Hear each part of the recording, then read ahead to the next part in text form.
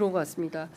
자, 더불어민주당의 전당대회 이야기를 좀 해보겠습니다. 우리 장 변호사님이 더 곤란해질 수 있을 것 같기도 한데, 지금 어제부터 투표가 시작이 된 거죠? 시작됐어요. 네. 저희 충청권을 첫 스타트로 해가지고 이제 주말마다 순회 경선을 하면서 그 결과를 발표를 하고 네. 선호 투표로 바뀌었기 때문에 이제 당대표 1, 2, 3위를 써내게 되고 거기에 대해서 1등 주자 아마 득표율까지 해서 네. 발표를 하는 예. 형식으로 할 거고 아마 뜨거운 열전의 레이스가 시작됐다. 당원 여러분 많은 투표 부탁드립니다. 네, 평을 어제 썼습니다. 당직자의 멘트. 당직자의 워딩. 예.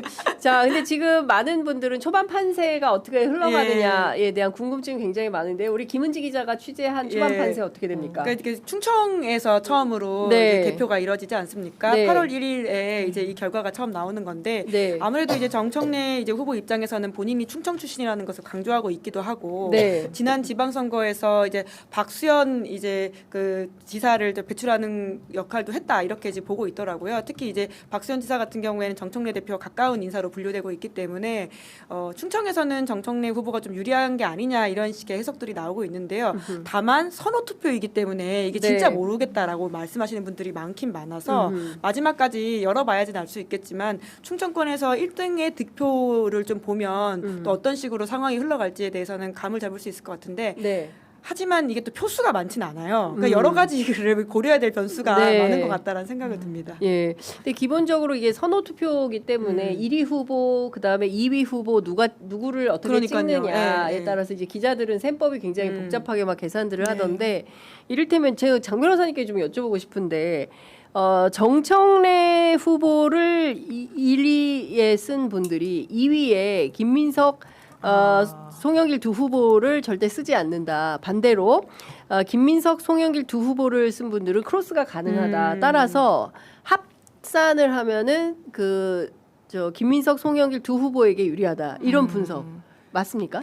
그 여러 분석이 나오는 것 같은데요. 네. 그러니까 이제 1등 정청래 그럼 2, 3위 나는 정청래 후보 1대 2 구도로 지금 이제 분별이 되니까. 네. 근데 2, 3위를 그럼 나 쓰기 싫다 뭐 이런 당원분들인데 그렇게 쓰지 않으면 사표가 된다라는 네, 점. 네, 그래가지고 이제 거기에 대한 약간 이제 지지층들이 안내 네. 같은 것도 예, 엄청 예. 상세하게 하고 예. 있는 상황인데 왜냐면 꼭 김민석, 송영길 한 덩어리로 가지 않는다라고 또 진단하시는 분들도 또 많이 계시더라고요. 그래요? 예, 많이 계신다기보다 그러니까 계시더라고요. 예. 이거 꼭 그렇게만 볼 건 아니다. 아니다. 그래서 이 선호 투표제가 저희 당 대표 선거에서는 아마 처음이죠. 네, 처음이죠. 네, 네. 이라서 예. 이게 왜냐하면 그리고 1위 발표를 해도 끝날 때까지 끝난 게 아닌 게 예. 그럼 축적돼가지고 이렇게 예측하는 게 아니라 3등께 또 막 올라갈 수도 올라가고 있고. 이러니까 네. 진짜 뚜껑을 끝날 때까지 끝난 건 아니다.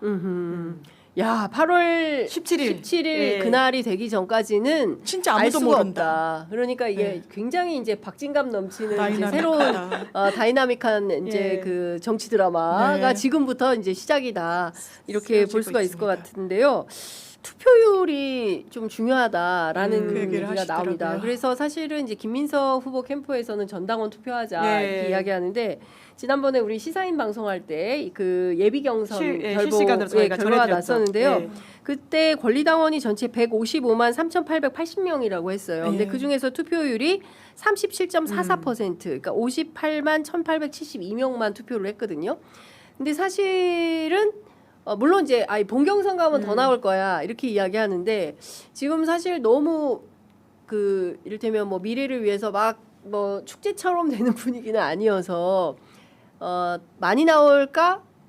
적게 똘똘 나올까? 물린 똘똘 뭉친 어떤 지지층만 나올까? 뭐 이거는 당에서 어떻게 분석하고 계신지 궁금합니다. 이게 당에서는 정말 말 한마디 한마디 굉장히 신중하게 하고 있고 이게 미친 여파 때문에 제가 그냥 개인적으로는 네.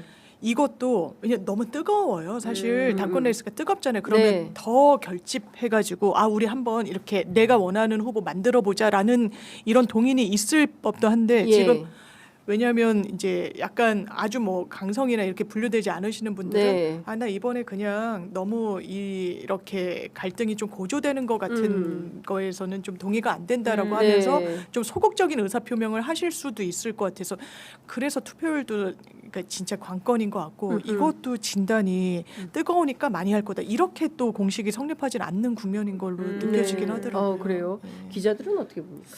그러게요. 그러니까 7대 투표율이 3이잖아요. 얼마나? 예. 그러니까 7대 3이고 근데 또 지난 이제 박찬대 그리고 정청래 전당대회 했을 때는 한 50%대가 나왔다고는 하더라고요. 이제 그렇게 따지면 뭐 조금 더 올라갈 수는 있지 않을까 싶긴 한데요. 하지만 뭐 드라마틱하게 전당원이 다 나와가지고 투표를 할 만한 상황은 아닌 것 같아서 그 우선은 초반 레이스에서 누가 또 밴드웨건 효과를 잡는지에 대한 기세 싸움도 있기 때문에 봐야 될 것 같습니다. 진짜 모르겠어요. 지금은 알 수가 예, 없다. 예, 분석이 예. 불가능하다. 예.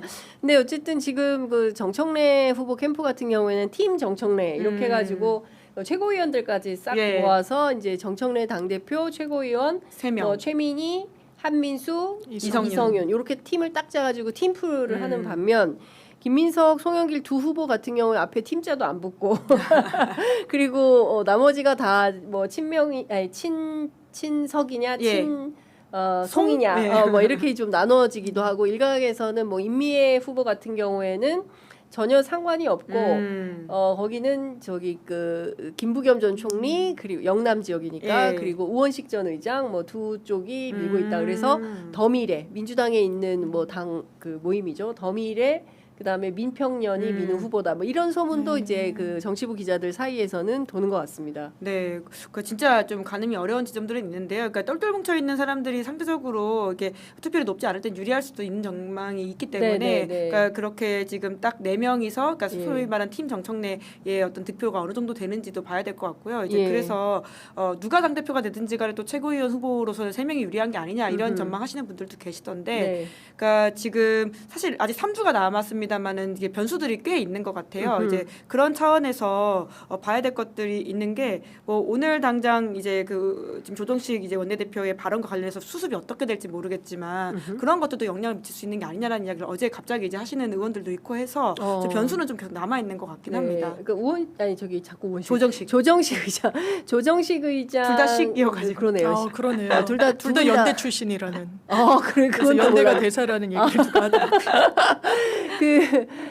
조정식 의장이 그 내거 발언의 발언의 말실수가 말실수가 이번 전당대회도 파급 영향력이 제가 있다. 어제 이제 중진 의원이랑 막 통화를 하면서 이제 그런 이야기를 하더라고요. 그러니까 여튼 지금 정청래 후보 같은 경우에는 대통령과 이제 한 몸이 돼서 역할을 잘하겠다고 하지만 결과적으로 이제 같이 지원해 주시는 분들의 메시지를 보면 대통령을 적정하게 건강한 긴장 관계를 유지하면서 좀 견제해야 된다라는 메시지를 내고 있는 게 아니냐. 그렇죠. 예. 그런데 지금 대통령이 만에 하나 정말 저런 식의 어떤 메시지를 내면서 뭔가 잘 가지 못하고 있다고 한다면 그런 거에 대한 견제가 필요하다라는 것에 대한 또 지금 당심이 좀 움직일 수 있을 거다 이런 식의 해석을 해가지고 그러니까 이 발언이 심상치 않아 보인다라는 차원에서도 네, 좀 네. 이야기하는 사람들이 있더라고요. 그런 측면에서 보면 제가 아까 취재한 내용 다시 한번 말씀드리면 음. 대통령 그런 뜻이 그러니까요. 아니라는 거예요. 예, 절대로. 그러니까 오히려 이게 대통령을 곤란하게 하는. 음. 그 제가 어제 이제 청와대 고위 관계자하고도 직접 통화를 해서 취재를 했는데 이러면 오히려 그 보수적으로 부정적으로 이야기할 수밖에 없는 오히려 그 입지를 막아버리는 그렇죠. 이런 예, 상황을 예. 만들어 왜 이렇게 대통령을 곤란하게 하는지 모르겠다. 그 정도의 네. 어제 이제 저녁에는 이제 그 예. 발언에 대한 이야기들이 민주당 내에서도 꽤 있어서 예. 제가 이제 뭐 취재한 바를 말씀을 드리는 건데 그러니까요. 이후에 수습이 뭐 어떻게 되는지 따라서는 변수가 분명히 또 달라지긴 할 텐데 지금으로서는 또 그 영향도 있을 수도 있다 이런 말이 나오고 있습니다. 네.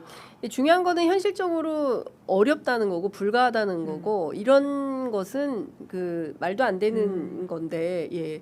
너무 일반론을 말씀하셨는데 네. 기자한테 낚인 거 아닙니까? 그래서 오늘 그게 오늘 정청래 정청래 대표가 대표 후보가 한 말이에요. 그래요? 예, 예. 정청래 후보가 그런 얘기를 했습니까? 박사한테 뉴스쇼에 나왔어요. 제가 보기에도 기자님 정청래 후보 저희 프로그램 왜 안 나오시 모르겠는데 바쁘셔가지고 예, 아니, 연락하면 저희가- 이제 나오지 않을까 싶기도 한데. 아니 일정을 계속 못 잡고 있습니다. 예, 예, 저희가 이제 내일은 김보미 후보 네, 사퇴한 저기 탈락 컷오프 되는. 컷오프 됐지만 이제 김보미 후보가 내일 나오시고 그다음에 금요일에는 김민석 후보가 예, 저희가 나오시는군요. 새벽 6시 반에 녹화를 했습니다. 예, 새벽 총리셔서 아니 일정을 맞추기가 네, 네. 계속 일정을 조정하다가 강행군이시구나.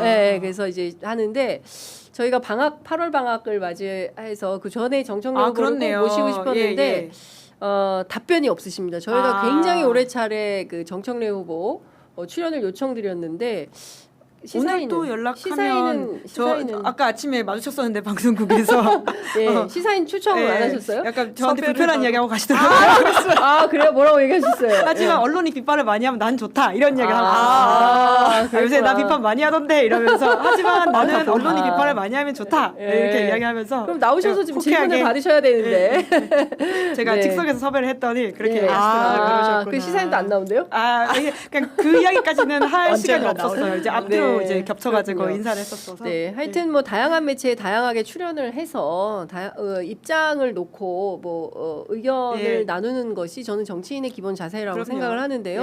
예. 특정 매체만 나가고 그밖에 다른 매체들의 섭외에는 일체 응하지 않는다고 한다면 이 또한 저는 좀 좋은 자세나 태도는 아니지 않냐라는 말씀은 좀 드려야 될 것 같습니다.